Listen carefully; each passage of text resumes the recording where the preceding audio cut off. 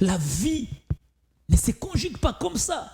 Il faut crier à mort jusqu'à ce que tu toucherais l'enfant. Jusqu'à ce que tu diras, Dieu aussi m'a visité. Ne quitte jamais la présence de Dieu lorsque tu n'as pas ce que tu cherches. La dent qui te dérange la nuit, cela ne dérange pas ton ami.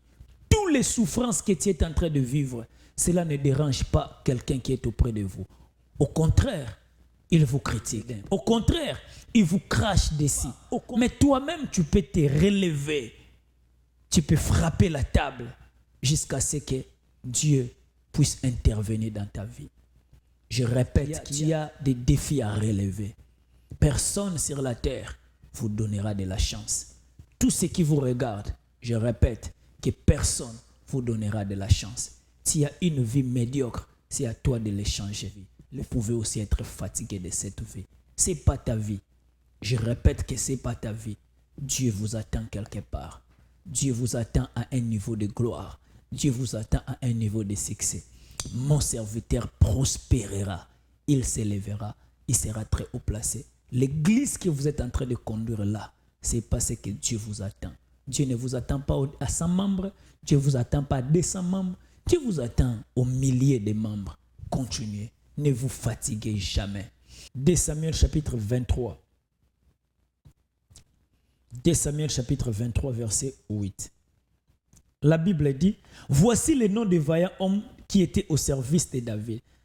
Josheb, Batshebet, les Takmonites, l'un des principaux officiers, il brandit sa lance sur 800 hommes qu'il fit périr à une seule fois. Après lui, Éléazar, fils de Dodo, fils d'Achosh, il était l'un des 3 guerriers qui affrontèrent avec David, les Philistins, rassemblés pour combattre, tandis que les hommes d'Israël se retiraient sur les hauteurs. Il se leva et frappa les Philistins jusqu'à ce que sa main fît lasse et qu'elle resta attachée à son épée. Je répète, la Bible dit, c'est Éléazar, fils de Dodo.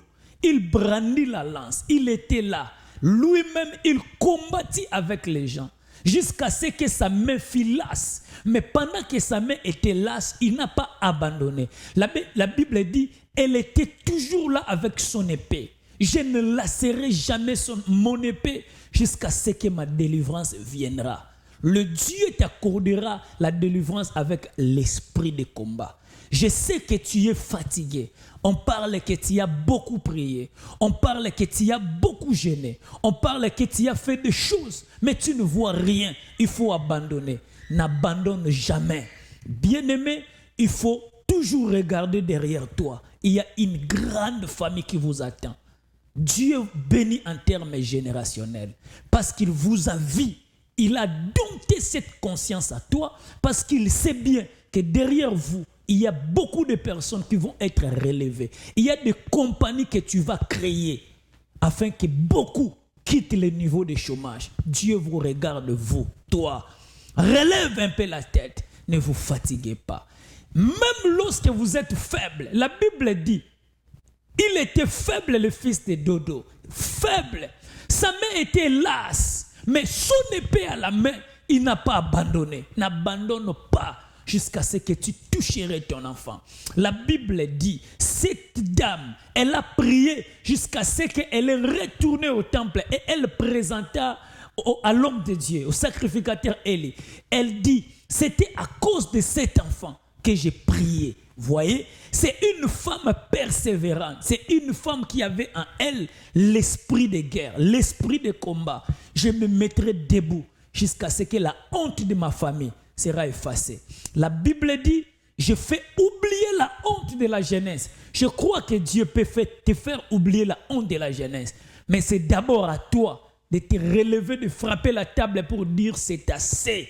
Il faut que la situation change. Il faut que les situations changent. Cet enfant est malade. Bats-toi dans la prière. Ta vie ne tient pas. Bats-toi dans la prière. Donne-toi le temps de jeûner. Dieu peut changer les couleurs de ta vie. Alléluia. Dieu peut vous délivrer. Dieu peut effacer les larmes. Dieu peut essuyer les larmes plutôt. Dieu peut effacer les troubles de ta vie. Oui, il peut effacer cela. Tout cela dépend de la colère que vous pouvez développer à l'intérieur. Je répète que Dieu vous attend quelque part. Les problèmes de ta vie, il faut que toi-même, tu arrives à pleurer. Personne va pleurer à ta place. Tout le monde viendra, mais personne va pleurer à ta place. J'aime beaucoup donner l'idée. Dans une funéraille, il y a 3 catégories de personnes. Il y a des personnes qui viennent pleurer, ils pleurent.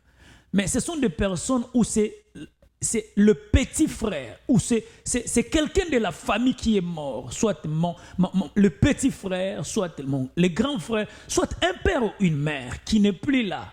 Vous voyez, ça c'est la première catégorie.